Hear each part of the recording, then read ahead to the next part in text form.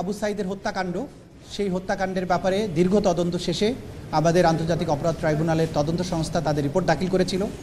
সেই report পর্যালোচনাপূর্বক chief প্রসিকিউটরের কার্যালয় formal charge ready করে দাখিল করেছিল এবং আজকে সেই ফর্মাল চার্জ এবং অন্যান্য ডকুমেন্টসের উপরে শুনানি করে আন্তর্জাতিক অপরাধ ট্রাইব্যুনালের দ্বিতীয় ট্রাইব্যুনাল 30 জন আসামির বিরুদ্ধে অপরাধ আমলে গ্রহণ করেছেন। ইন্টারন্যাশনাল ক্রাইমস ট্রাইব্যুনাল অ্যাক্টের 3-2 এবং 4-1-2-3 এই ধারায় তাদের বিরুদ্ধে অপরাধ আমলে গ্রহণ করেছেন।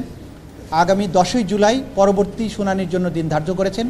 ওই দিন যে 4 জন আসামি গ্রেপ্তারকৃত আছে তাদেরকে গ্রেপ্তার দেখানো পূর্বক তাদেরকে উপস্থিত করানোর জন্য জেল অথরিটিকে নির্দেশ দিয়েছেন এবং বাকি যে 26 জন আসামি আছে তাদেরকে গ্রেপ্তার করে ওই তারিখে হাজির করার জন্য আইন শৃঙ্খলা রক্ষাকারী বাহিনীর প্রতি নির্দেশ দিয়েছেন। সেই দিন আসামিদের উপস্থিতির পরে বিচারের জন্য যে স্বাভাবিক কার্যক্রম সেটা গৃহীত হবে। যদি সকল আসামি গ্রেপ্তার করা না যায় তাহলে পলাতক আসামিদের ব্যাপারে স্টেট ডিফেন্স লয়ার নিয়োগ করার জন্য আদালত আদেশ দিতে পারেন এবং তার মাধ্যমেই আনুষ্ঠানিক বিচারের যাত্রা শুরু হয়ে যাবে। তো যেহেতু একটা আইকনিক ঘটনার বিচারের তদন্ত আমরা শেষ করতে পেরেছি, আমাদের তদন্ত সংস্থা শেষ করতে পেরেছে, আমরা আনুষ্ঠানিক অভিযোগ দাখিলের মাধ্যমে এই আনুষ্ঠানিক বিচারের যাত্রা শুরু করতে পেরেছি। আজকের এই মুহূর্তে আমরা জুলাই বিপ্লবের শহীদদেরকে আরেকবার স্মরণ করছি এবং দেশবাসীকে এটা আশ্বস্ত করতে চাই যে আন্তর্জাতিক অপরাধ ট্রাইব্যুনালের তদন্ত সংস্থা এবং প্রসিকিউশন দিনরাত আপ্রাণ চেষ্টা করে যাচ্ছেন এই বিচার, যেটা জাতির একটা বড় প্রায়োরিটি এবং ভবিষ্যতে এই অপরাধের রিকারেন্স ঠেকানোর জন্য রাষ্ট্রকে যে জায়গায় যেতে হবে সেই জায়গাটা নির্ধারণ করার ব্যাপারে আমরা দিনরাত কাজ করছি।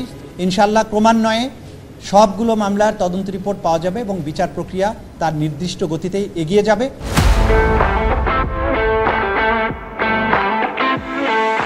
এবং বাংলাদেশে ন্যায় বিচার প্রতিষ্ঠিত হবে।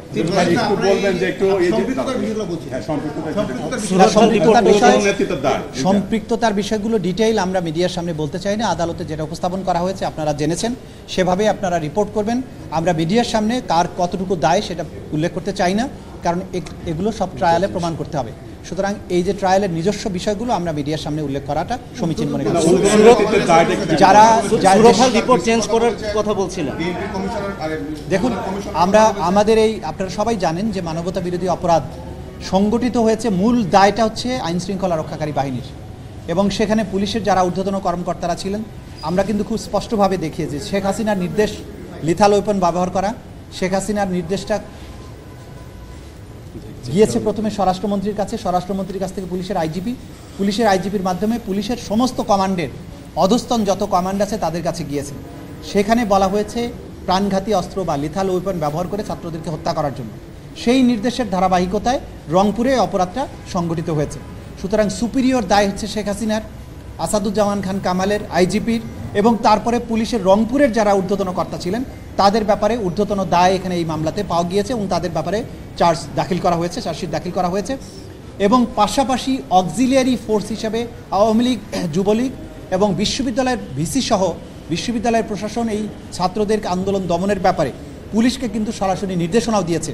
সরকারের পাশাপাশি বিশ্ববিদ্যালয়ের ভিসি সহ বিশ্ববিদ্যালয়ের প্রশাসন, ওই সময় প্রশাসন যারা ছিল তারা সরাসরি পুলিশকে উস্কানি দেওয়া, নির্দেশ দেওয়ার কাজটা করেছে এবং তারা যেহেতু সুপিরিয়র অবস্থানে থেকে এটা করেছে সেজন্য সুপিরিয়র রেসপন্সিবিলিটি বিশ্ববিদ্যালয়ের যারা ঊর্ধ্বতন কর্তা ব্যক্তি যারা এই মামলার আসামি তাদেরকেও এই দায়ী করা হয়েছে। তবে মূল দায়টা হচ্ছে সরকারের, শেখ হাসিনা থেকে শুরু করে পরবর্তী পুলিশ অফিসারদের।